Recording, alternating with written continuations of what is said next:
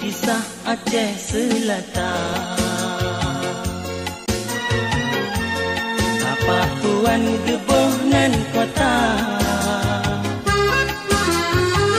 lupa tak cidah alam di sini. Dengan pemandangan laut India, lupa tak cidah alam di sini. Dengan pemandangan laut India, penuh hairatan tapi yo taduk mengesapa debat jambu hata. Nyokan hukum, nyokan ada,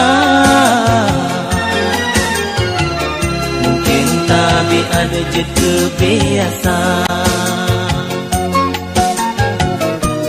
Nyokan hukum, nyokan ada, mungkin tapi ada je kebiasa.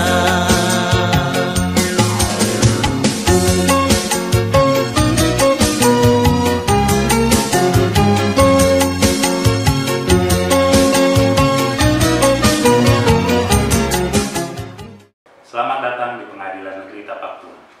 Pengadilan Negeri Tapak Tuan merupakan salah satu pengadilan negeri di wilayah Pengadilan Tinggi Banda Aceh dengan wilayah hukum yang meliputi Kabupaten Aceh Selatan. Dengan pembuatan video profil ini diharapkan dapat memberikan gambaran mengenai Pengadilan Negeri Tapak Tuan secara jelas kepada semua pihak. Tapak Tuan pegawai Kemawe, Gunung Kelambe jalan melengkung.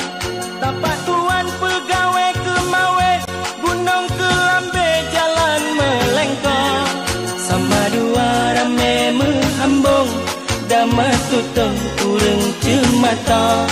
Sama dua rame menghambung, dama tutong urang cemata.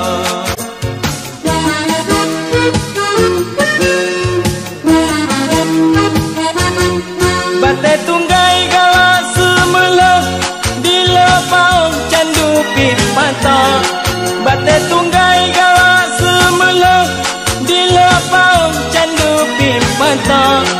Ujung kareng maju ku bro, di alupaku sabena krekro. Ujung kareng maju ku bro, di alupaku sabena krekro. Pengadilan Negeri Tapak Tuan. Matua.